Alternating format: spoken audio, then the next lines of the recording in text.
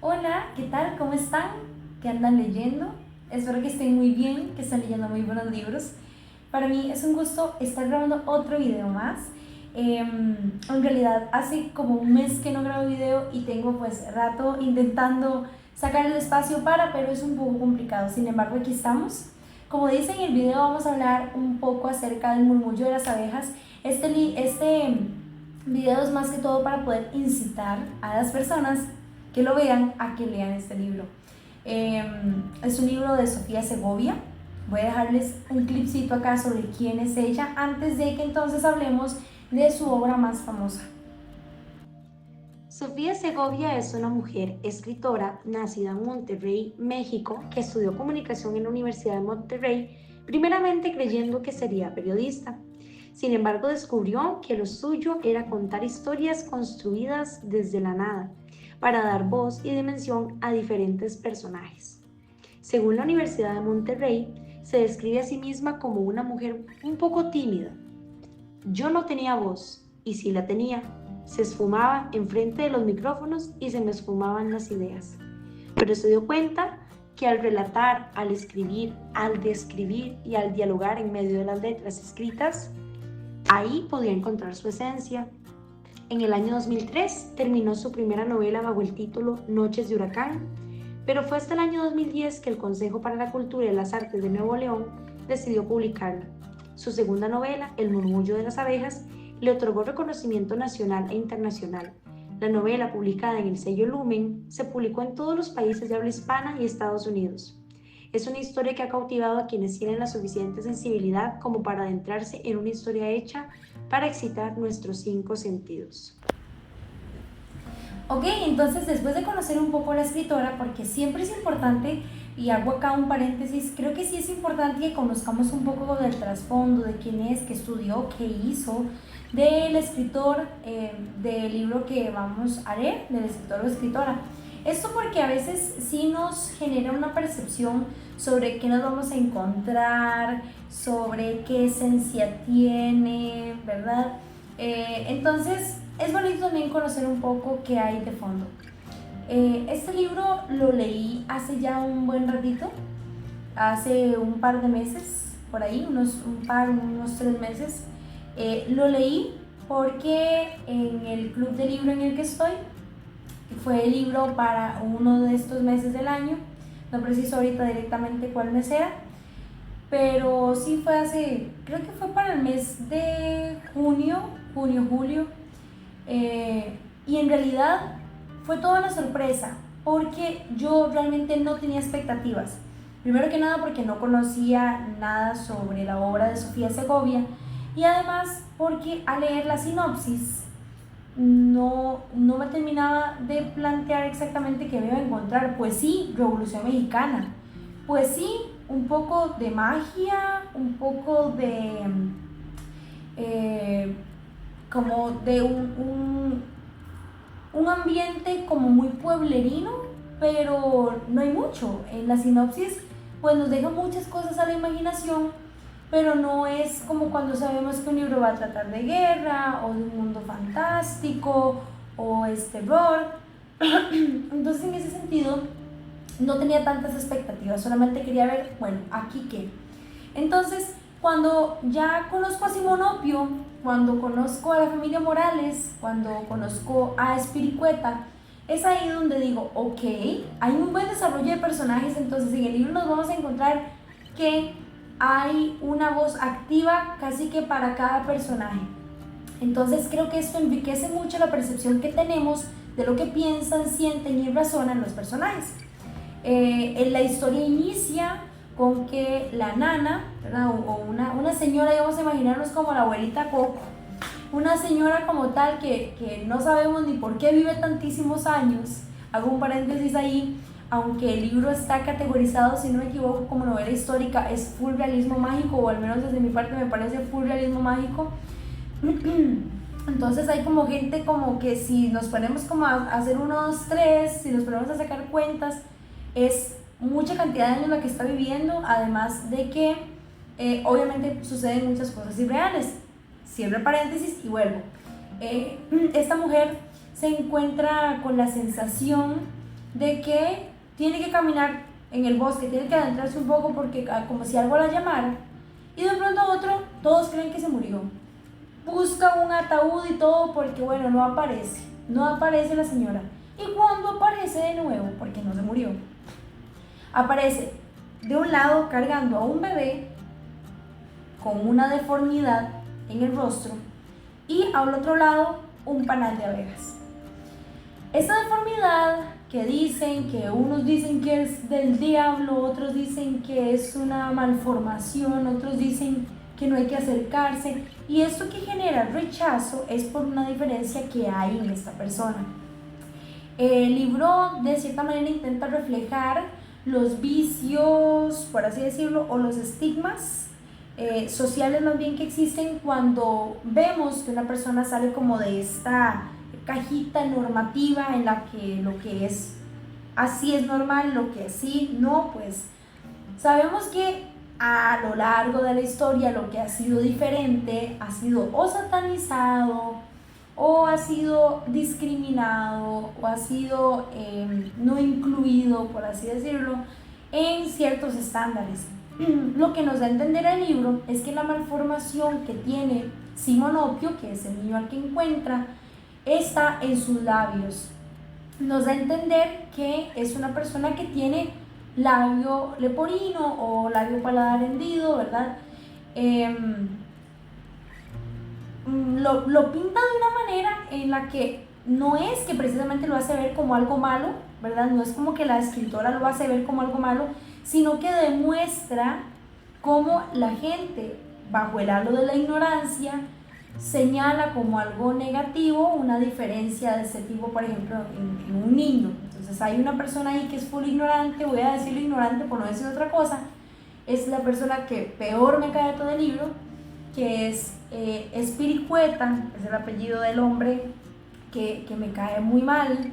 Entonces, poniendo otra vez en contexto, esta mujer encuentra el bebé, encuentra el panal, está en una hacienda, vamos a imaginar a una familia, que es la familia Morales.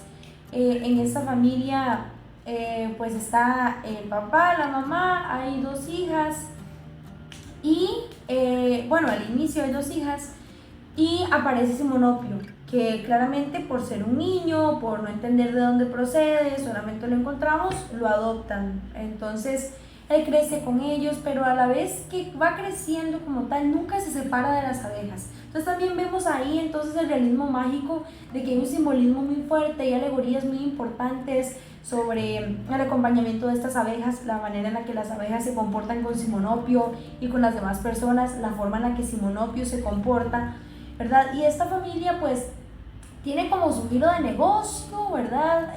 Literalmente la parte de agricultura. Nos remonta así a momentos de la historia en los que vamos y tenemos como foco de atención México en la Revolución Mexicana, y nos enseña lo complicada que era la situación de ese entonces para los que sacaban pues su alimento diario y el dinero como tal para subsistir de lo que podían obtener de la tierra. Entonces la familia Morales pues tenía a sus empleados, a sus peones, y les daban también pues hogar a cambio del trabajo, ¿verdad?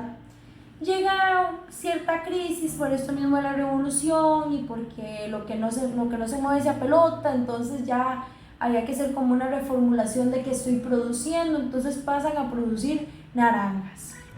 Dentro de la historia, antes de que todo esto suceda, incluso antes de que Simonopio aparezca, un hombre se mueve, vamos a ver, tiene un movimiento muy nómada, intentando encontrar un espacio en el que él pueda ser su propio jefe, pero es muy complicado. Es una persona de escasos recursos, su esposa no trabaja, tienen hijos pequeños y pues es una situación complicada. Entonces llegan en modo de, bueno, en precarización a el espacio, digamos, como a unas tierras que tiene el señor Morales. Entonces, bueno, el señor Morales lo que hace es ofrecerle la tierra, así, a cambio de su trabajo. Entonces él va a poder trabajar su tierra y demás, y de esa tierra le va a poder dar tanto porcentaje a él, le va a brindar la vivienda y demás. Entonces, todo bien por ese lado, suena justo de alguna manera. En ese entonces, pues existía mucho esto de este tipo de pago y demás, y también te estoy correspondiendo con una necesidad vital que pues es tener la vivienda y con qué subsistir en ese sentido. Pero resulta que Spiricueta es una persona muy complicada, es el estereotipo de pobrecito, pobrecito yo, detesto tener un jefe, satanizo a las personas que tienen dinero porque todos son unos desgraciados y yo en realidad no quiero trabajar para nadie, yo quiero tener lo mío propio, pero a base de ese odio y de solamente ocuparse en quejas, pues claramente no va a poder avanzar de alguna manera, y yo no creo realmente en la meritocracia. Entiendo que no toda la gente que se esfuerza full va a obtener resultados directamente, porque no es una realidad. A veces, por más que las personas se esfuercen y le echen ganas, no van a lograr a veces cosas que alguien logra en un abrir y cerrar de ojos por networking o por tener dinero y etcétera. Pero no por eso hay que pensar como que la gente que tiene dinero o demás es mala per se, ¿verdad? La cosa es que Spiricueta, a pesar de que se le brinda pues esta ayuda y demás, que no solo es ayuda porque él también está trabajando, es decir, pero me refiero a que en realidad el trato que le brinda la familia Morales a él y a su familia es bueno. Incluso le intentan como integrar, intentan ayudar a sus hijos y demás, pero él vive como en una constante ira, como en un constante, yo no quiero saber nada de ustedes, no quiero hacer nada con ustedes, un odio ahí permanente. Se ensalza más, se vuelve más fuerte, más potente cuando aparece Simonopio, ¿verdad? Porque se le brinda un trato excelente, porque se adopta, porque forma parte ahora de la familia del jefe, del patrón, ¿verdad? Y en la novela lo pintan como de que el que más sataniza el problema o la malformación que tiene Simonopio y que hace pensar como que es malo por la manera en la que él es justamente Spiricueta, al punto de que lo trata muy mal, muy mal. El desenlace del libro es bastante impactante, genera mucha añoranza, sí va en ese sentido de reflexionar o recapitular sobre temas como la venganza, sobre el papel de las mujeres en familia, en negocio, en sociedad, la forma en la que la gente se comporta con respecto a la manera en la que otros infringen poder sobre otros. Hay muchos personajes en medio de la novela, pues no demasiados, pero sí hay bastantes, y creo que de alguna manera con todos logramos empatizar, incluso con los que no son tan agradables, como este hombre, ¿verdad?, que les menciono.